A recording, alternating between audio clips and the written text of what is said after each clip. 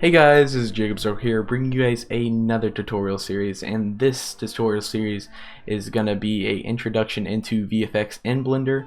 Now it is kind of different than a animation workflow or a general modeling workflow, so we're going to try to look at that, try to get our bearings about how to use Blender specifically for VFX and shots like that.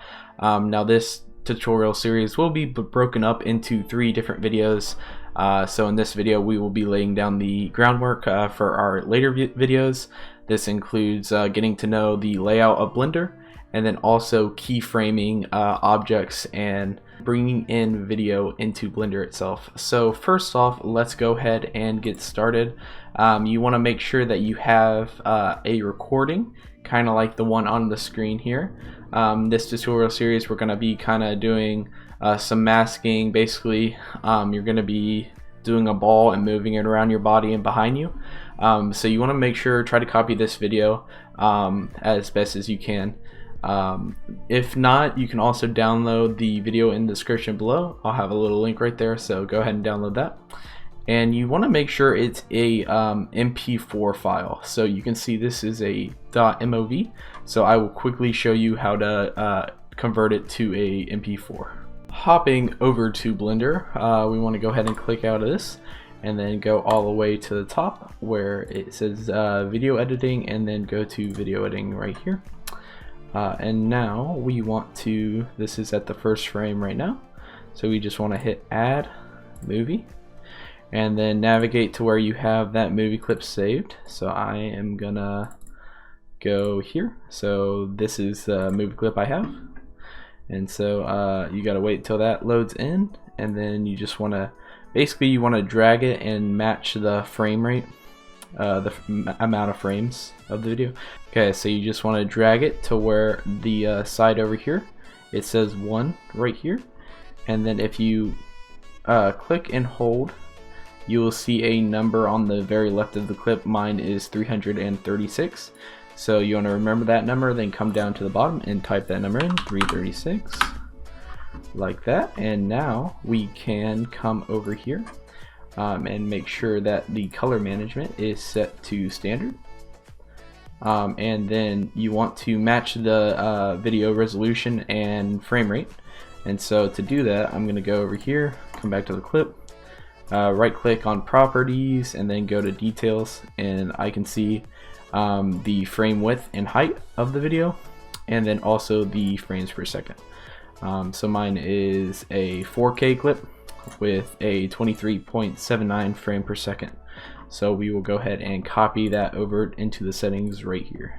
Okay, once you have put in your resolution and frame rate, you can actually scroll down to the output section and then click this little folder icon right there, and then you can specify a clip location. I'm just gonna name mine clip for the sake of organization, so hit accept.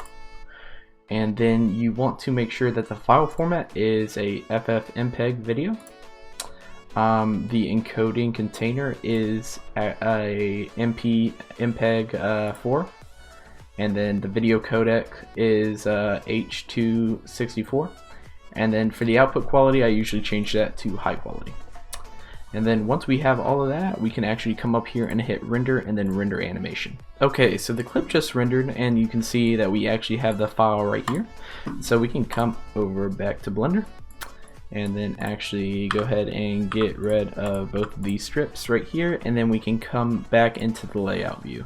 Once we are in the layout view, we're going to go ahead and delete the default cube and the light, and then we're going to press, let me actually turn on the keys.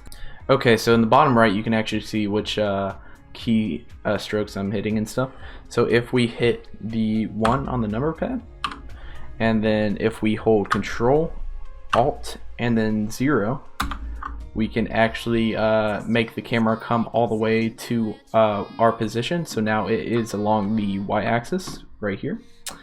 And so now what we can do is hit 0 again to go into the camera view, and then click on the camera icon right here, go into the camera tab, and then we're gonna check mark this background images, and then we're gonna go ahead and add an image.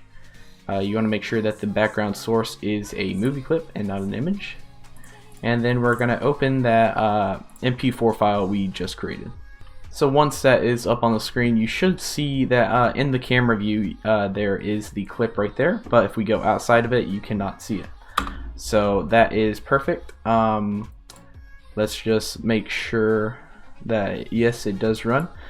Now you can adjust the opacity of the actual image on the side. You can turn it all the way up, all the way down, or somewhere in the middle. For the sake of this tutorial, I'll be leaving it right at 0.5, which is the default value. Okay, so now that we have this in place, we pretty much have all the video side done. So we can leave it as it is, and for now on we will only be working in the 3D viewport. Keep in mind that this clip is stationary, so we don't need to do any 2D tracking or anything like this. But to get started, let's go ahead and hit Shift A to add, and then go to Mesh and then UV Sphere like this. You can also come up here to the add section right here, but I find that Shift S is just faster. Let's go ahead and scale up our sphere just by hitting S, and then we can right click and shade smooth just to give it a smooth shading. So now we are actually going to keyframe. So for this kind of stuff, I actually find that you do not want to turn the automatic keyframing on. You actually want to leave it off. There are very rare times that you ever turn that on. It's always just good practice to always keep it turned off, especially if you're wanting to keyframe and animate various particular parts. Okay, so now that we have the sphere in the scene, we are actually going to move it down. So hit G and then Z. I actually have snapping mode off, which is up here, so you can leave it on or off. For this, I'm going to leave it off, and then just hit G and then Z. Move it to where it's out of the screen right there. And so now we're going to hit the I key and then hit location. So that just set a location keyframe. It's important that we only do location keyframe for now, because we will be using the other ones in the future. There are also rotation, scaling, then you can do a combination of them, location and rotation, location, rotation, scale. So if you wanted to do all of it, then you would just hit location, rotation, and scale, and that would save all of them. But since we're just working with location right now, we just want to hit the location keyframe. Scrubbing forward in our timeline, we can see when my hand starts to move, we want the ball to move up. So I'm gonna keep it right here. As soon as my hand starts to move, I'm gonna keep the ball down here and then set another location keyframe. And as you can see, it did a bar right in between these. This just means that this keyframe is the same as this keyframe and it doesn't move in the middle. So now we want to move forward until I want the ball to hover up about right there. And so we just want to hit G, then Z, and make it hover up to right there. That is looking good. So now I want to hit I again and then hit location, but I actually want to scale the ball a little bit, so I am going to hit S and then scale it down to where I want it, about right there, and then I'm going to hit I and hit scaling. So now, because we have just one scaling keyframe, even at the start of the clip, it will be the same size, even though we set the keyframe on frame 70. This just separates out the different parts of rotation, location, and scaling. It's really good practice to start using, so I highly recommend it. Playing this clip now, we can see we have this motion right here. And so basically we just want to keep doing that for the ball. So as you can see right here, I kind of throw my hands over, and so it lands in the other hand, so we kind of want to mimic that. So right here is when I want the ball to stay in the same spot, getting ready to be thrown. So if we just hit G and then a quick little shortcut, if we just want to move on every axis besides the y-axis, we can actually hit shift and then Y. That will move it only on the X and Z, so we can move it in one singular plane. basically you just want the ball to stay on this x-axis and z-axis. We don't want to move it from the y-axis just yet. If you can think about it in 3D space, the ball will stay in this kind of x-axis right here, and it'll only change in y-axis when we throw it behind our back. So just keep that in mind. So this looks like a good spot for the ball. We want to hit I and then location again, and we kind of just want some just a little bit of movement for it to look a little fluid and stuff. So that is looking good, and then we throw it over and then we catch it right about at this moment. So I will move it again, G, Shift, Y to move it in this axis. And then right here seems like a pretty good point, so I'm gonna put a location keyframe again.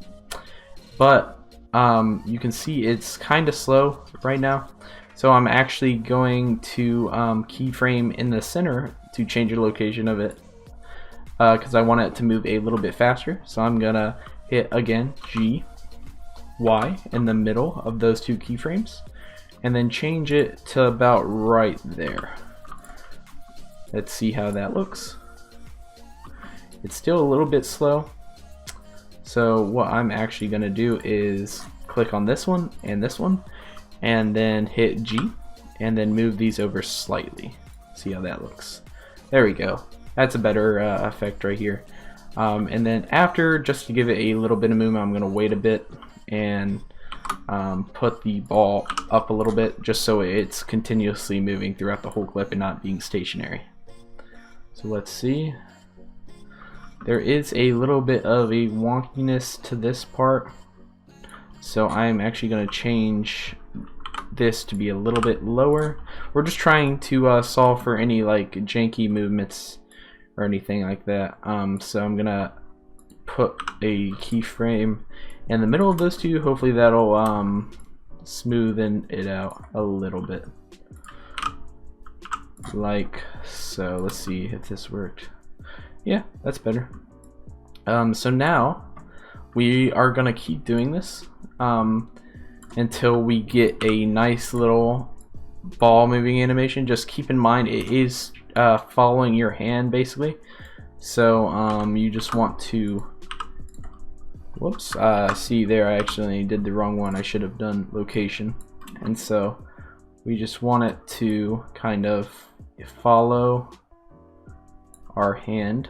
So now I've done a little more keyframing and to get it more smooth, so let's go ahead and play out the whole clip.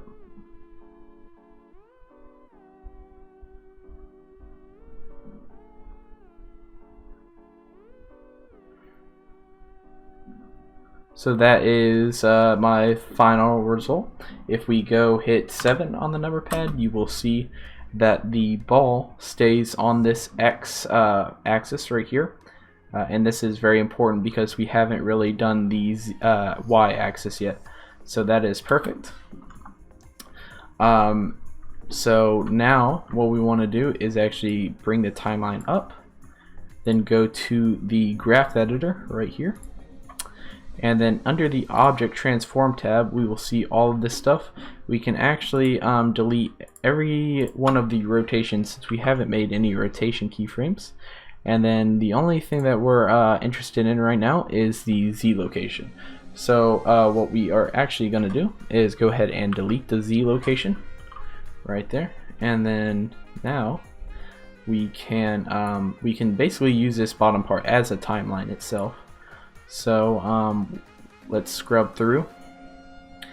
It's supposed to stay on this y-axis until this part right here. This is when it starts going back behind our body. But on this frame right here, we're gonna set a location keyframe, so it is along the y-axis. And then scrubbing through, we can see that right here, this is when it's gonna be back behind our body. So we are gonna go ahead and split the view by coming up here and just dragging and then hitting 7. Then I can go ahead and get rid of all that.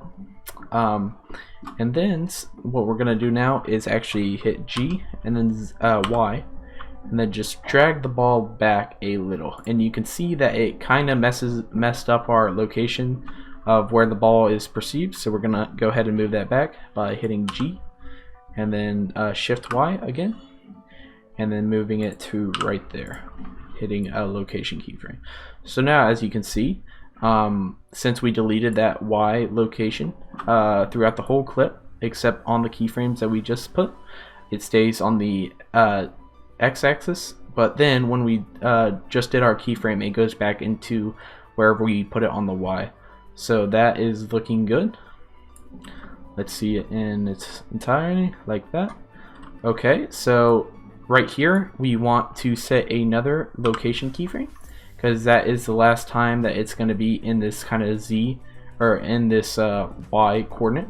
So we want to skip ahead a little bit, and right here it is going to be back up in front of our body, so we want to hit G, Y, and then just line it back up on this x-axis like so. Then I location. Let's see how that looks.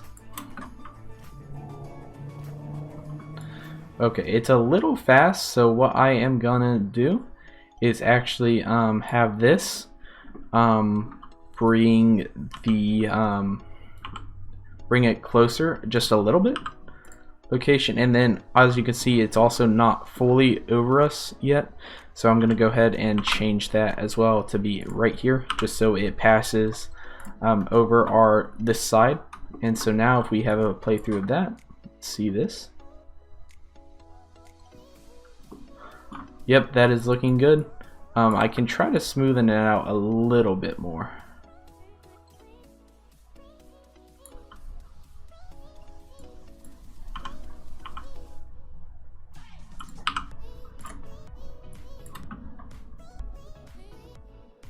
There we go, that looks good. So all I did there was just play around with the keyframes and get a good transitional curve. So now the full clip looks like this. You can see that the whenever we need the ball to go backwards, it actually goes backwards and then becomes behind, and then once we get our hand back out, it comes back to the foreground. So one thing I am noticing just real quick is that right here there's not really a curve. You can see that when it starts going back, it kind of makes a 7 shape, and we don't really want that as much. So what I am going to do is to bring this out just a little bit like that, set a location keyframe like so.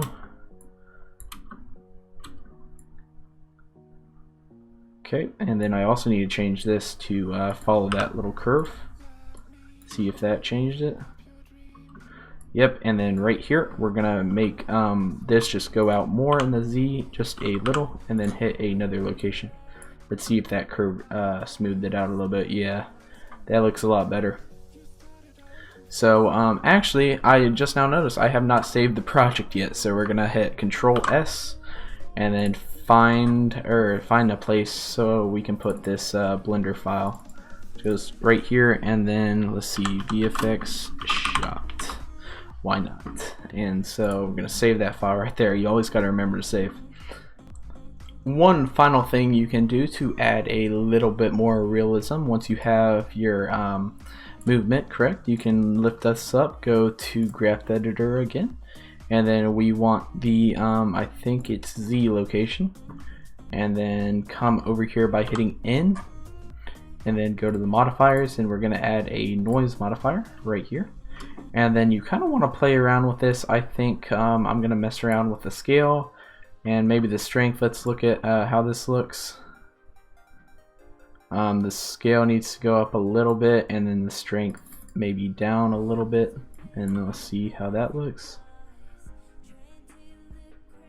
Yeah, so as you can see, all this does is just move around the thing a little bit, just at a random interval according to what scale and strength you put it at. And so you just want a very subtle little thing. It gives the ball a little bit more movement and character. So I'm actually going to do the same thing to both the X and the Y location. So yeah, so you just want to play around with it. This looks good. You just want it really subtle. If you do too much, then it's a little obnoxious. But that is actually gonna do it for this tutorial. This part of the tutorial, I should say. This was just a introduction into keyframing and kind of the mindset of animating and stuff. But as you can see, I think the result turned out really well. In the next tutorial, we'll go over how to mask out the actual body and how to animate the actual mask itself. But anyway, guys, thank you guys so much for watching. I hope you guys enjoyed this first part of this tutorial and learned something. This is for the absolute beginner, so it's very important to learn about keyframing and animation because you're going to be doing that a lot in VFX. But anyway, guys, thank you guys so much for watching. Make sure to like and subscribe for part 2 and 3 coming out soon. But anyway, guys, thank you guys so much, and I will see you guys later.